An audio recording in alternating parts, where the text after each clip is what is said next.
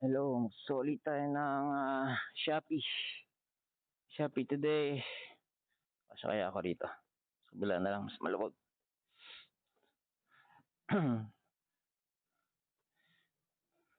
Lapit lang naman, Poggio. Ito yung mga hindi ko na-reach na distance pa. Ay, check. Magaan pa pala ako. Mga hindi ko na-reach na distance prior to lithium upgrade. Meaning, naghatid ako ng ano ko dito sa Central Mall, isa balik sa taas.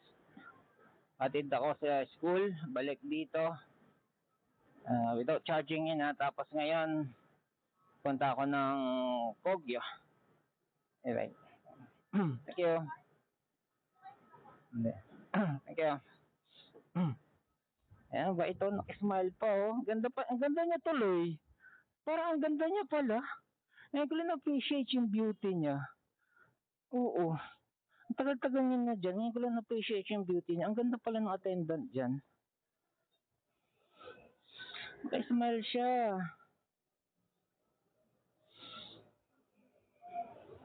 Ang lakas pala makapogi points, beauty, ganda points nung smile. Nag-i-smile ka. Oo, walang bayad yung parking dito. Huwag lang kayong gumaya sa MMDA Walang bayad yung parking dito ng e-bike. I mean, this one mukhang motor. Pero technically wala.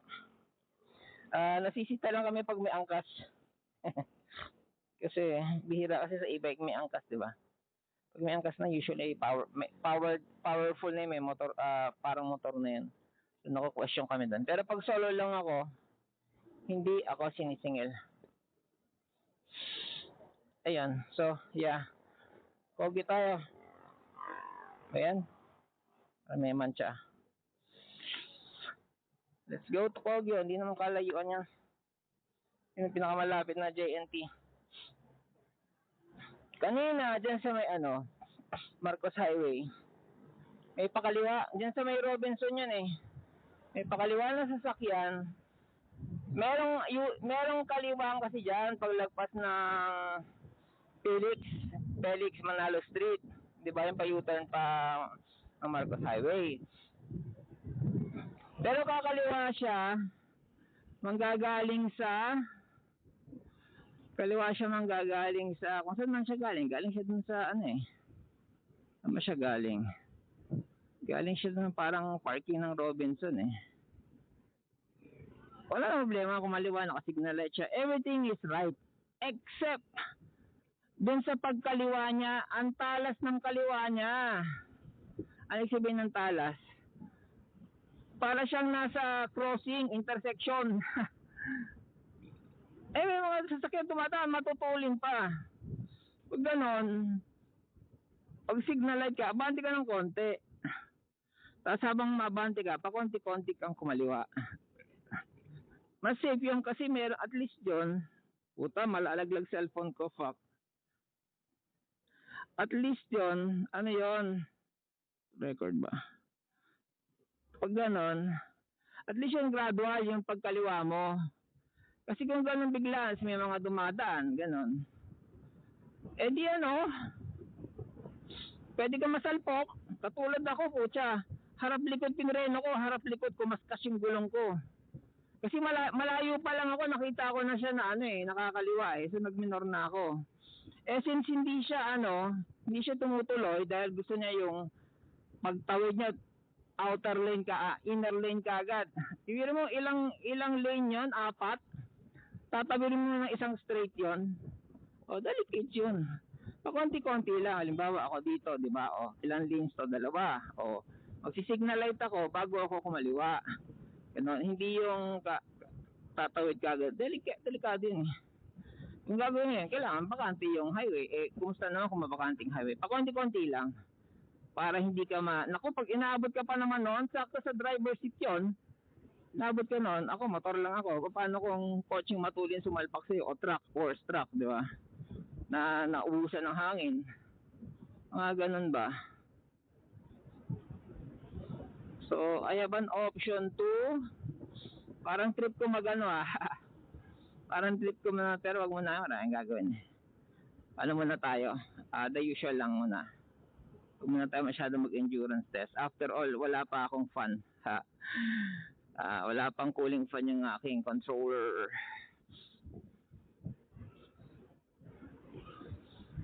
Ayan, so far itong Sumulong Highway hindi to kasali doon sa mga highway na pinagbawal. Pero this is still highway. Pero labas lang to ng barangay namin, no?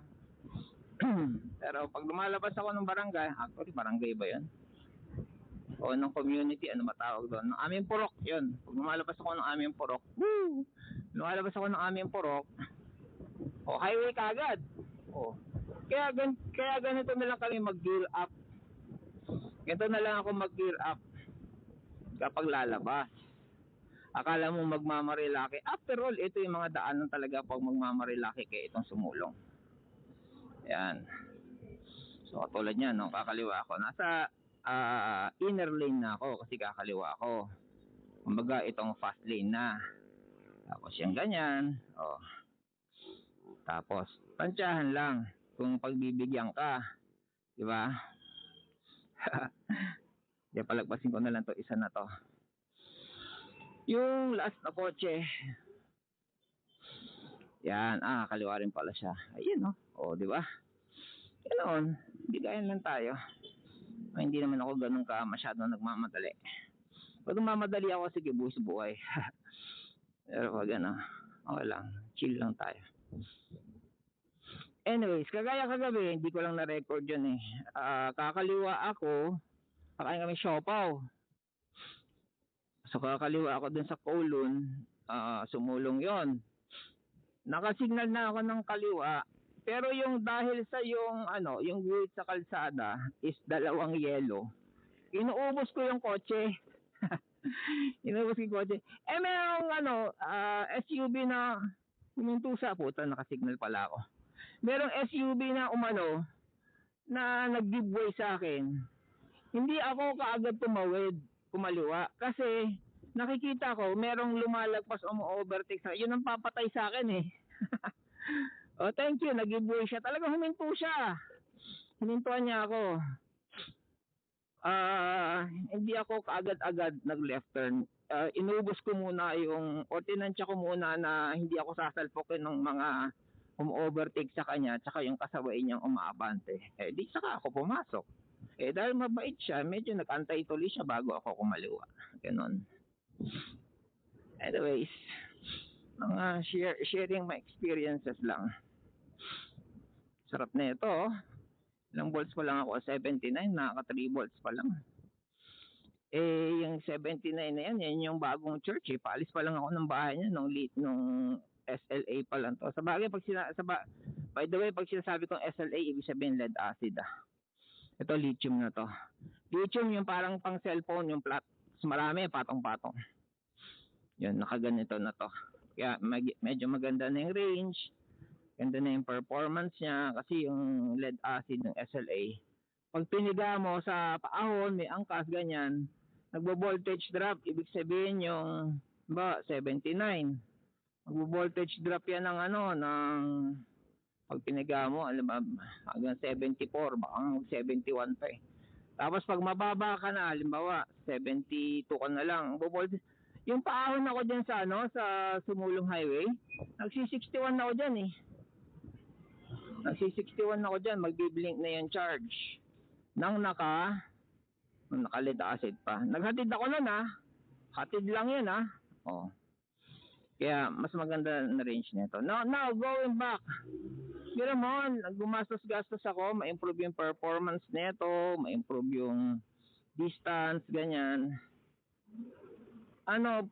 Para lang mabanto sa highway, di ba? Sila rin naman gumawa ng batas na L1 to L3, which is categorized to as e-motorcycle. So this is e-motorcycle. Ang nagiging balakid lang nila is hindi ito kasing social ng ng gogoro, may mga branch yung binanggit na ito nilist talaga ng manufacturer tsaka ng importer. Lahat yung mga manufacturer, importer legit, ganyan. Kayo Marami sa mga e-bike ngayon, nilist lang as bicycle o kung ano man, tapos disassemble, tapos a-assemblein pagdating sa Pilipinas. Kaya hindi legit na e-motorcycle ang ano nyo, ang category nyo, ganyan. So hindi kayo mare-register, illegally imported kayo, so to speak, kasi wala kayong mga import papers or import documents as e-motorcycle. Unlike yung mga Honda, mga ano na engine motorcycle na pag pinasok sa Pilipinas yan from Japan o kung saan man, ano yan, declared ng manufacturer yan kung anong specs na motorcycle yan. So at affiliated yan ng LTO, sabi ng taga LTO. Kaya hindi namin kayo mare-register, sabi niya. Dahil illegally imported kayo. Oh shit. Eh di may impound pa pala to. Illegally kasi wala kayong yung mga papeles na yan ay inimport as buong kumbaga pang lumalabas yung bisikleta or chap-chap o kung anumang palusot sa custom na yan ay legit na motorsiklo. Although legit yan na e-motorcycle, when it comes to LTO and registration, non-legitimate yan dahil hindi siya naka-declare. O kung ipapa-declare mo, maigi. Pero kung hindi ma-declare, hindi ka marerehistro. Yan, ganun yung naglalaro yung conversation namin kahapon sa kahapon pa ba yun? Ay hindi, linggo kahapon, nung Sabado. Kaya ba napunta ron? Sabado, Friday. Basta last week, punta kami last week. Yun, napunta ako. Sarado ng LTO Sabado, di ba? Teka, sipin ko. Basta last week, punta ng LTO. Yun, ganun daw. O. Ay, paano kami register? Ako may lisensya ng ano ko. Pero ang habol ko doon, shit, paano kami? Hindi na kami pwede mag-drive sa highway dahil hindi rehistrado yung e-bike namin. Oh shit. Or maybe we can do something with the manufacturer. So tinawagan ko si Kambaog.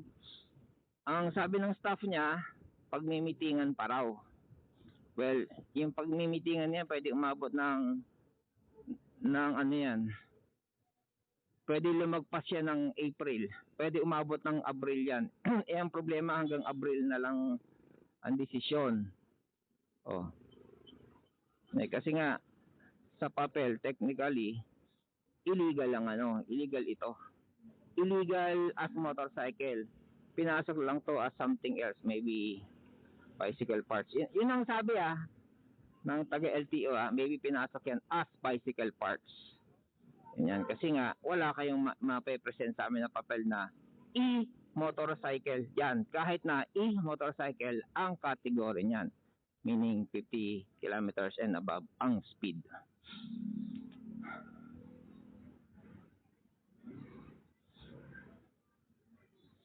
Hindi lang naman kami kasi dun sa batas dati hindi naman dati pero yung batas na nauna sabi ron kapag below 25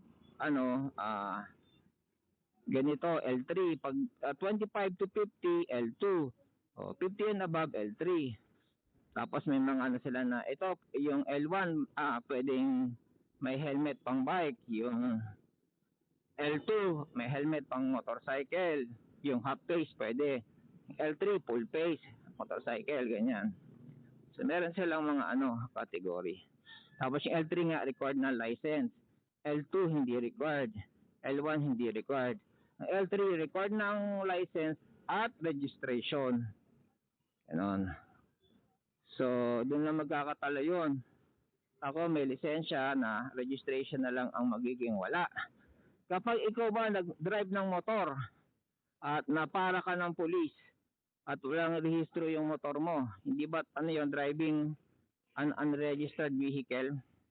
Hindi ba mai-impound yung vehicle mo? Exactly, yun ang mangyayari sa LTO, MMDA. Mai-impound yung motorsiklo mo. unless na magkaroon ng way na ma-register yan. How sad, how painful. Ang ganyan na magiging kalalabasan. Dali, natin makaparada tayo dito.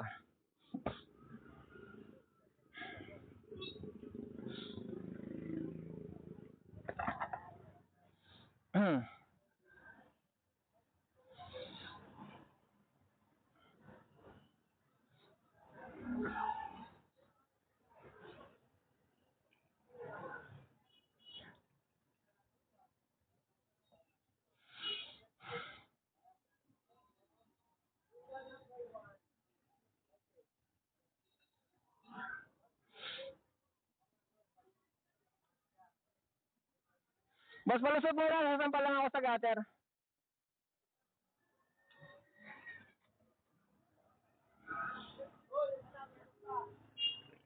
Dito lang, dito lang.